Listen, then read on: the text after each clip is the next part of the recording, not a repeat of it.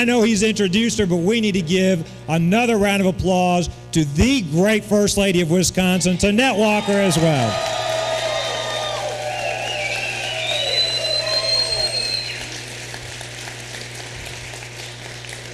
I said this earlier to lunch today. Scott's got a tough job dealing with the legislature, recalls. She's raising 2 teenage boys. I think she's got the tougher job than he does. I also want to thank, we must not forget, not only is Scott on that ballot, we've got a lieutenant governor we need to re-elect as well. Let's give a great round of applause to Rebecca as well.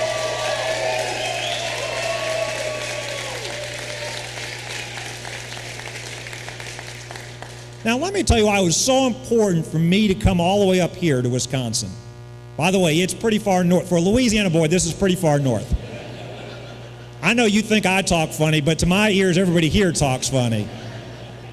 I was privileged to come and campaign for Scott when he was first running for office. I told him I'd be glad to come back. I didn't think I was going to have to come back every single year he was in office. But let me tell you why it is so important. He has been a great leader for Wisconsin. He's been a great leader for America. If you want the example of a statesman and a true man of integrity, courage, conviction, and principle, it is right here, Governor Scott Walker.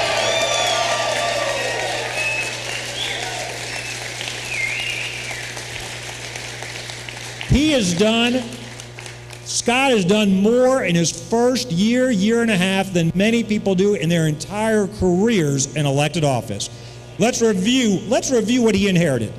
He inherited a multi-billion-dollar gap in the budget. He inherited a state that was losing jobs. He inherited a state that was at the bottom of the rankings in Forbes' Chief Executive Magazine when it comes to business friendliness, in terms of a state where people wanted to move their businesses, invest in businesses, create jobs, and raise a family.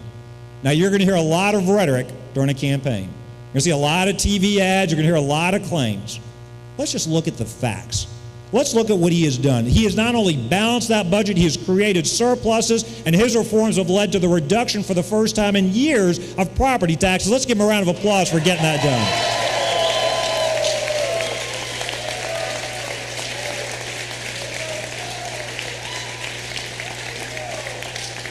From a state that was losing jobs, he has already created over 30,000 jobs, lowest unemployment rate since 2008, despite the national recession, did that without raising our taxes. Let's give him a round of applause for turning around the economy.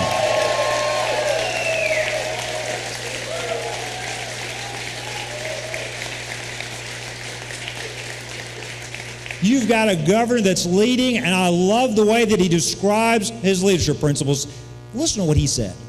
This is not about the next election. This is not about the next poll. This is about the next generation. I literally opened our legislative session quoting Governor Walker to our legislators in Louisiana. Imagine how different our country would be if everybody we elected to represent us in Wisconsin and Washington, D.C. had that attitude.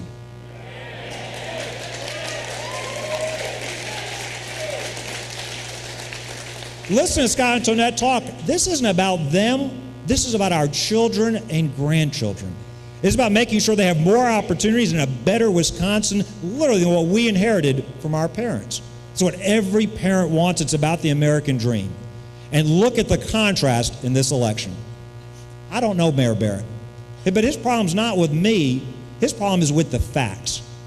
Let's cut through the rhetoric and promises. Let's look at his record. You've heard a little bit about what Scott has done as governor. Forget all the lies and the accusations and the campaign tactics. Let's just look at the facts for a second. 7 out of 8 years when he was mayor, he raised taxes, raised spending while mayor of Milwaukee. Is that what you want in Madison? Is that what you want for the state? While he was mayor, unemployment's gone up 28%, while under Scott's leadership, unemployment has gone down. Is that the kind of leadership you want in Madison for Wisconsin? Under his leadership, not only have you seen unemployment gone up, you've seen taxes going up, you've seen spending going up. You couldn't ask for a better contrast with Scott Walker's record. This election is not about ads, it's not about campaign attacks. This is about the future of Wisconsin. And I don't know about you, but are you tired of all this nonstop campaigning? Are you tired of all the negative ads? I think it is time to send a message to the state of Wisconsin. It's time to send a message to this country. It is time to go back to governing. It's time to put the politics campaigning behind us. It's time to send a loud message to those business leaders in Wisconsin and across the country that Wisconsin is open for business. We want to create jobs right here.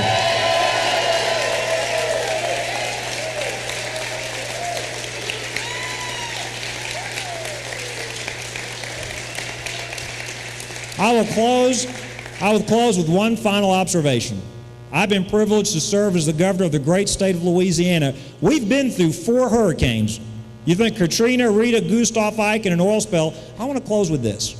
We as a state have seen the importance of having strong leaders during challenging times. Wisconsin, this country, are going through some of the toughest economic times we've seen in a generation. You've got a great leader in Scott Walker, one of the most effective governors not only in Wisconsin's history but across the entire country. I want to ask you to do this. Don't listen to the polls that say he's ahead. Don't listen to the editorial endorsements. Don't look at all the folks in D.C. that have already said he's already won this election. Because the only thing that wins elections are people going and voting. So I want to thank you for making phone calls. I want to thank you for going door to door. But we got to do one more thing. We got to work every second between now and June 5th, and then we got to go and vote. Make sure your friends, your neighbors, everybody you know votes. Let's send Scott Walker back so Wisconsin continue to become one of the greatest states in the entire country and the greatest country in the history of the world. God bless you all.